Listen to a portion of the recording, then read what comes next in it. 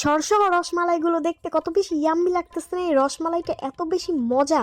আমার পেজে সবচেয়ে বেশি রিকোয়েস্ট আছে রসমালাই রেসিপির জন্য। আপুরা পুরো পাগল হয়ে গেছে।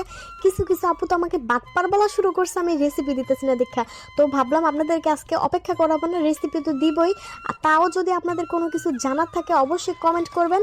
আর আমি চেষ্টা করবো ছোটো ছোটো রিলসের মাধ্যমে আপনাদেরকে সবসময় হচ্ছে রসমালাই নিয়ে টিপস দেওয়ার জন্য। তো প্রথমে এখানে আমি হচ্ছে 5 লিটার দুধ নিয়ে নিছি। আর হচ্ছে 3 লিটার দুধ আমি আলাদা করে নিছি ছানা কাটার জন্য। আর ছানা কাটার জন্য আমি এখানে ভিনিগার নিয়ে নিছি। অনেকেই বলেন কোন ভিনিগার দিয়ে আমি ছানা কাটি, এই জন্য আমি বোতলটা দেখাই দিলাম। এখানে 50 মিলি পানি আর 50 মিলি ভিনিগার আমি হচ্ছে খুব সুন্দর করে একসাথে মিক্স করে একটা সাইডে রেখে দেবো। আর আরেক সাইডে হচ্ছে আমি এখানে দুধ জাল করছি। দুধে যখনই বলক চলে আসছে আমি ভিনিগার মিক্সড পানিটা এখানে দিয়ে দিছি। পানিটা দিয়ে আমি হচ্ছে 2 সেকেন্ড রেখে চুলাটা অফ করে দিছি। দেখেন কি সুন্দর হচ্ছে পানিটা থেকে ছানাটা আলাদা হয়ে গেছে। তারপর হচ্ছে আমি আগে থেকে একটা ছাঁকনির মধ্যে হচ্ছে একটা কাপড় দিয়ে রাখছিলাম, একটা সুতি কাপড়ের মধ্যে আমি পুরোটা ছানা ঢেলে দিব। অবশ্যই ঢেলে দিয়ে সাথে সাথে হচ্ছে ঠান্ডা পানি দিবেন, মানে নর্মাল যে পানিটা হয় ওই পানিটা দিয়ে দিবেন। এখানে আমি খুব সুন্দরভাবে পানিটা দিয়ে ছানাটা হচ্ছে হাত দিয়ে উল্টে পাল্টে ধুয়ে নিতেছিলাম। ছানাটা এখানে খুব ভালো মতো ধুয়ে নেবেন, আর নয়তো ভিনিগারের স্মেল থাকতে পারে। তারপর হচ্ছে আমি একটা হচ্ছে যেই পাটার যে শিলটা হয় ওই শিলটা দিয়ে হচ্ছে চাপা দিয়ে রাখছি, পানিটা ঝরে যাবে। আপনারা যদি চান ছানাটা হচ্ছে 2 ঘন্টা ঝুলেও রাখতে পারেন। আমি আর কি 1.5 ঘন্টা রাখছিলাম। এখানে কোনো ছানাতে যাতে পানি না থাকে প্রথমে চিপে তারপর হচ্ছে এভাবে চাপা দিয়ে রাখবেন অথবা ঝুলায় রাখবেন। তারপরে এই যে এখানে হচ্ছে 2 চিমটি একটু বেকিং পাউডার দিচ্ছি। এখানে অবশ্যই বেকিং পাউডার দিবেন, বেকিং সোডাটা দিবেন না।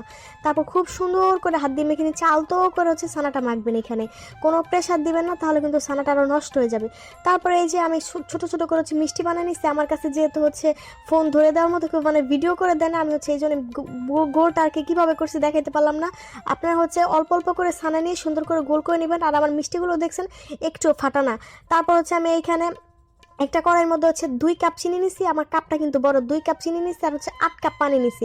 তারপর চুলায় বসাই দিছি। চুলায় বসানোর পরে যখন শিরাটা বলক চলে আসছে, বলক আসার আগে মিষ্টিগুলো দেবে না, বলক চলে আসলে হচ্ছে এখানে মিষ্টিগুলো দিয়ে আমি ঢেকে দিছি। ঢেকে দেওয়ার পর হচ্ছে মাঝখানে একটু হালকা লেড়ে মানে নাড়া দিয়ে দিয়েছিলাম 10 মিনিট পর।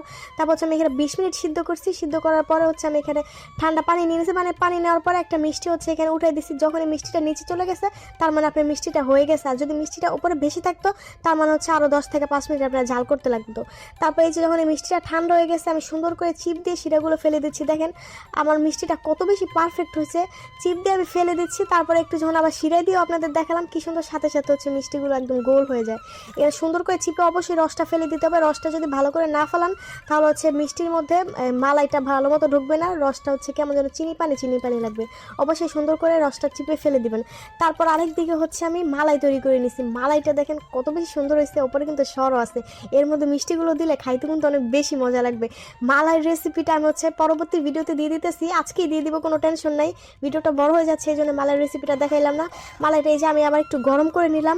এই পুরো গরম মালাইটা হচ্ছে আমি মিষ্টির মধ্যে দিয়ে দিচ্ছি। আপনারা চাইলে মালাই দিয়ে 5 মিনিট জালও করতে পারেন। জাল করার প্রয়োজন নেই। আপনারা হচ্ছে যখন গরম মালাইটা মিষ্টির মধ্যে দিবেন সুন্দর মতো রসগুলো ঢুকে যাবে। এই যে আমি দেওয়ার সাথে সাথে রস ঢুকে গেছে। মাশাআল্লাহ কত বেশি সুন্দর হয়েছে। রেসিপিটি ভালো লাগলে শেয়ার